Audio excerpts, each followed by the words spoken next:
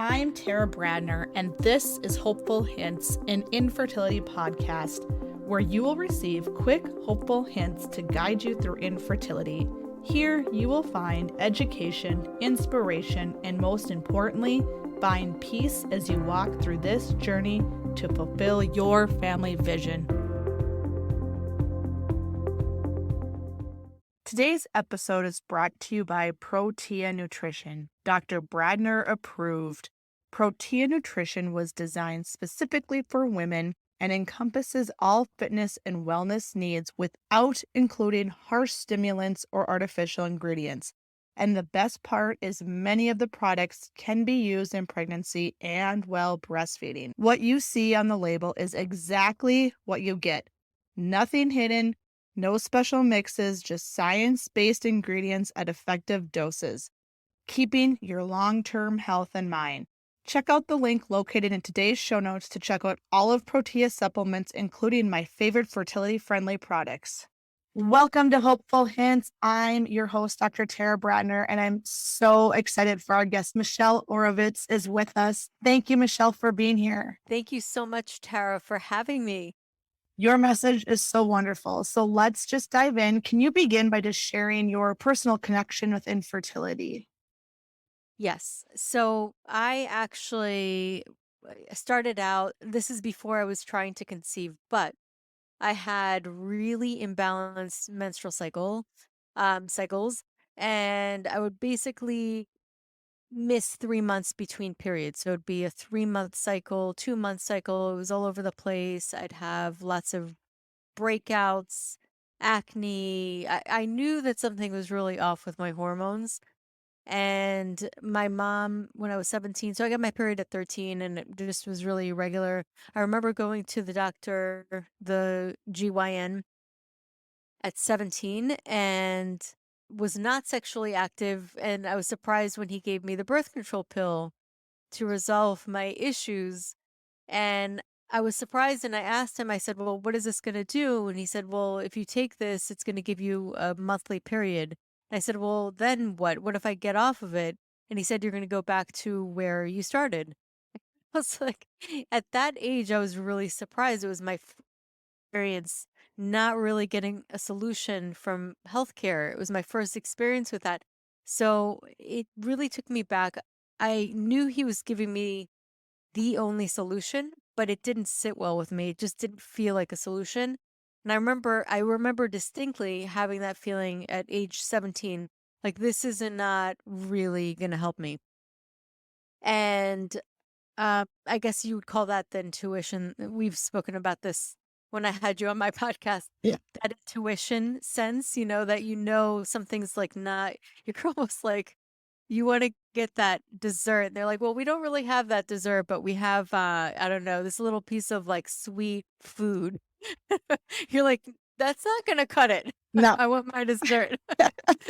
It's like, so basically, that's kind of the feeling that I had. And I said, okay, I'll try this out. I did. I didn't quite feel right. I felt myself retaining water on the birth control pill. Like it definitely threw me off a little bit. So again, intuitively, since I wasn't really sexually active, I didn't really need it. I went on and off. So I gave myself breaks over the years. And I've gone to one doctor, next doctor, third doctor, fourth doctor. It was just the same thing over and over again.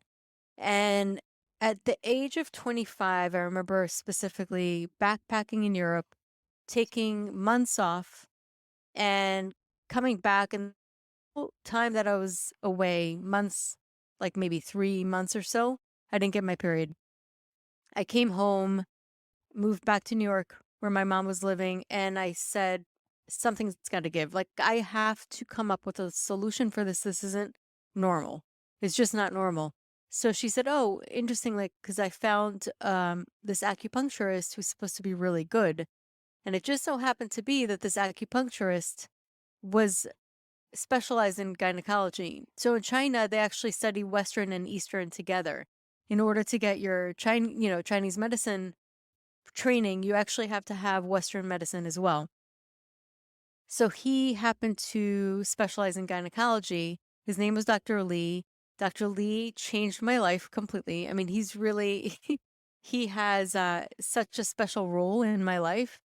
And I don't even think he realizes quite the effect that he had on my life, really, and the life of other people, because now I'm doing what he did for others. And it really is, it's such a huge impact when somebody can truly heal you after years of struggling. So I went to him, and I remember our first meeting when he started asking me about my menstrual cycle. And I explained to him that I wasn't getting it for many months. And he said to me, the menstrual cycle of a woman is really important for her health. Her health reflects in her menstrual cycle. And I was like, it was the first time I was like, you know what? Wow. That's a thing that I never really thought about. It's kind of like I really got what he was telling me at that moment. And I literally left the office after my acupuncture session with herbs in my hand. He gave me a bag, a brown bag of raw herbs to cook old school style. Now we have them in pills. And we did back then too, but he was really like old school. I cooked the herbs. I actually got my period that day when I came home. It was like he unblocked something. Wow. And I got my period that day, and I started going to him after that. I was like amazed, but I remember even going to him 5 weeks after and getting my period again. And that's when I was like, okay, I have to go and continue this. And not only did my period resolve, but I also, my skin started clearing up. I felt more clear in my mind. My sleep was better.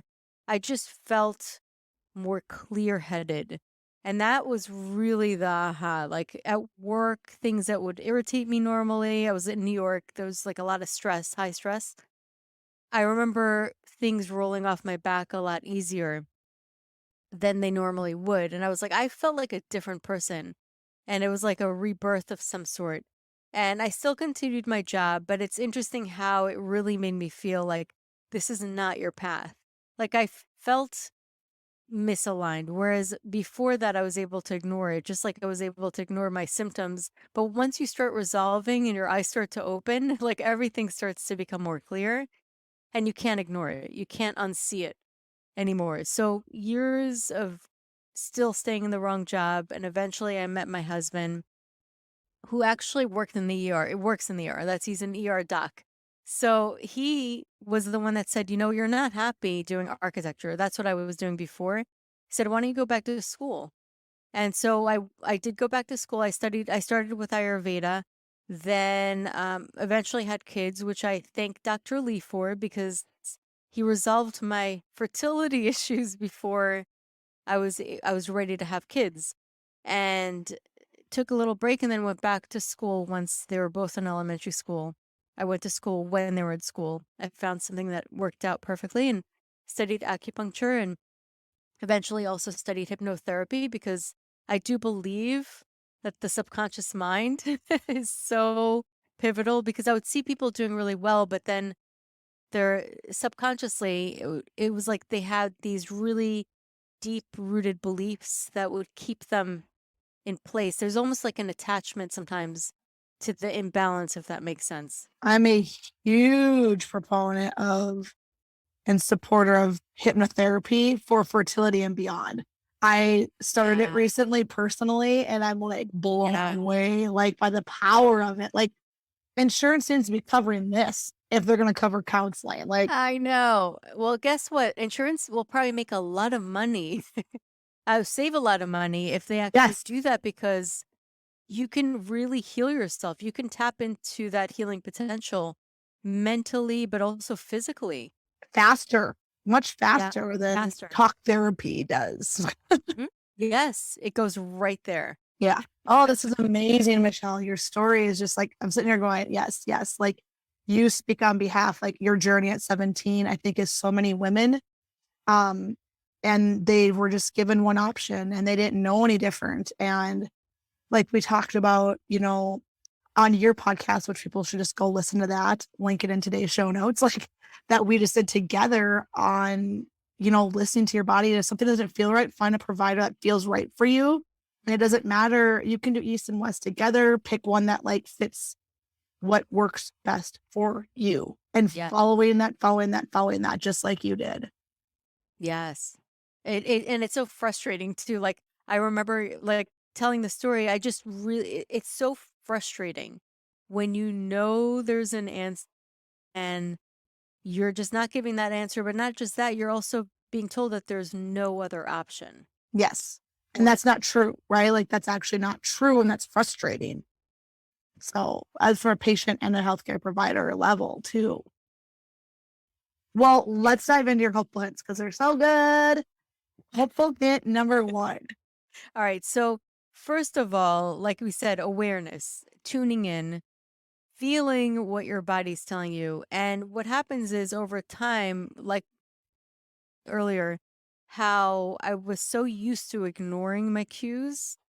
Once I started to become more aware of them, and not only that, like also when I was getting acupuncture, it, like woke me up to my body and my body's language, and woke me up. Why? Because it doesn't go away. You're actually innately designed to hear your body's cues. That's how you know to get out of heat when it's too hot and keep your body in homeostasis. We understand that in Western medicine, homeostasis, that's really balanced. That's like the yin and the yang. That's what reflects in Chinese medicine as the yin and the yang. And that's where ultimate healing occurs. So, in order for you to have that, your body is incredibly intelligent. It speaks, and so it doesn't just speak to you physically with what it needs, but it also speaks to you to guide you to get it to balance and emotionally as well. Being in the right relationship, being in the right job, like in every aspect of your life, you have this incredible intelligence that's constantly guiding you to get to that place. So, tuning in, just starting to listen to yourself, becoming more mindful, that's hopeful hint number one. I love that. It explains that intuition right there. Like you're not just thinking, it's not like something in your head, it's an actual thing to protect you. I love that. Yeah. Hopeful hint number two. All right. So once you figure out what your body's telling you, um, and this actually, they work together, is self cleaning. So sometimes when I do meditation, I start to focus and breathe into kind of when you're breathing into, you're kind of cleansing, releasing, breathing into the areas that I feel are blocked. So you don't necessarily need to, I mean, acupuncture would help a lot with it, but you can do it yourself as well just by focusing and paying attention to the areas that feel stuck. And then when you're feeling that, breathe into it. You don't have to, you're obviously not able to breathe into your shoulder with your lungs, but you can breathe into it with intent. And you can literally feel, just try it out. You will start to feel a loosening just by observation alone. And what happens is it works hand in hand with tuning in because you're tuning in, but you're also cleansing and releasing. And once you cleanse and release, it clears you of excess, anything that gets in the way of your intuition. So it really is like two parts of a whole. That is so amazing and something semi simple that you can be doing. Yes. And then Um, once you get to that, we can get to hopeful hint number three, which is once you get clear on it, then you can know what intention aligns with you, what you want to bring in and claim it. You know, really believe in that power, see it happen, visualize it. So it's like you're taking soil, you're cleaning it out, you're getting in tune with it. Like, where do I want to put the soil? Where do I want to put this pot that I'm planting or this garden? And that's your intuition, your guide. And then you're clearing it, you're nourishing it, and then you plant it once you have that right spot. And so, and that is your intention, your belief, what you want to bring in, and you claim it, knowing that anything that you put your mind to, your mind is very powerful. You really have, like, when you put your attention to something, it's like you're putting that sunlight to grow something. So your attention will grow whatever it's focusing on. And you'll start to noticing, you could start noticing, like thinking about an apple. And there was one story somebody was saying, I seen it on TV. Somebody who like a coach, who was a life coach, and she talked about just focusing on an apple all day, and then all of a sudden she's in front, like in the back of a truck with this big huge apple. You could do it with small things, just focusing on it over and over again, and then you'll start to see it. It shows you how your attention can really attract certain things. The mind is so powerful. Like, that is a It's key thing to remember with this. Like, yeah. there's so much to it. And like, part of me, I also have to share, there is research to back this. Like, Oh especially yeah. There, hypnotherapy, like, mhm, there's research out there there if you is. really want to see how powerful it is, other than, just trusting us that have been through this. And like, Yep. Yeah, there's research. They've even done one where people were shown certain images, and they would actually and they were like studied. They had the EEG to see how their emotions would react, and the emotions that would be um, appropriate for the picture. So if it was like a disturbing image or an exciting one or a calm one, so whatever typically happens in the EEG and how it reads emotions would actually happen before the picture was shown. So there was like and there's a lot. I mean, there's a lot. There's intuition where you're distant from a relative, but you still feel something there. I mean, this is something that is starting to become studied. It hasn't been studied quite as much as it could, but yeah, there's research towards this kind of work. awesome. Michelle, tell us more where we can find you and follow along in the awesome work that you do. So the easiest way is just going to my website, which is michelleoravitz.com, and from there you can find my in-person work, my acupuncture center, or my online work as well. And then uh, I'm usually most active on Instagram at the Wholesome Lotus Fertility. Amazing. And we'll link everything in today's show notes to make it And easier I for also everyone. want to mention also the Wholesome Fertility podcast as well. Yes, it's so good. You guys check it out. I'm always a big fan of go over, hit follow on her podcast, dive into some episodes and share it with others, because there's so much quality content over on your podcast. So make sure to check that out as well. Thank you for being here, and we look forward to talking again soon. Thank you so much for having me. If you enjoyed today's show, please head over and hit subscribe or leave a review for Hopeful Hints and Infertility Podcast. Thank you so much for listening, and we'll see you back here next week, Tuesday.